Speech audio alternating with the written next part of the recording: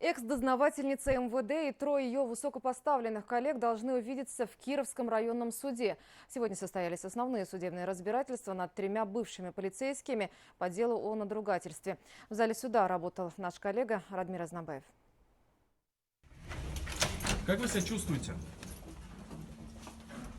Не проронив ни слова, экс-полицейские заходят в зал заседания, игнорируя вопросы журналистов. Матвеев прячет глаза от объективов камер за козырьком кепки, в отличие от более уверенных Ермчука и Галиева. Сегодня в Кировском районном суде Уфы должна состояться встреча той самой дознавательницы с обвиняемыми. Сначала допрос свидетелей, потом изучение всех материалов уголовного дела, потом свидетели защиты, доказательства защиты, которые мы будем представлять. По предложению государственного обвинителя определили такой порядок. Но не потерпевшая, ни ее адвокат так и не явились на заседание. Сегодня судья лишь огласил обвинительное заключение бывшим силовикам, а сам процесс был перенесен на следующий вторник.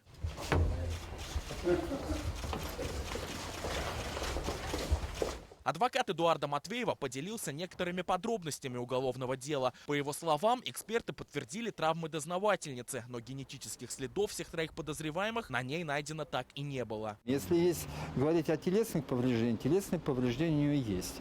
Но учитывая, что она была в достаточно сильной степени опьянения, эти следы можно по-разному интерпретировать, пока мы от этого воздерживаемся. А учитывая все ее описываемые насильственные действия, то есть там полный должен быть контакт со всеми тремя, в общем-то, это по генетическим следам не подтверждается.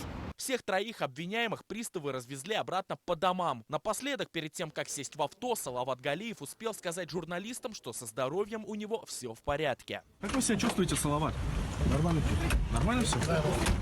Встреча дознавательницы и экс-силовиков должна состояться 6 августа. Тогда суд и заслушает показания потерпевшей, но только если она вновь не проигнорирует повестку. Радмир Азнабаев, Булат Закирьянов. Новости Уфа.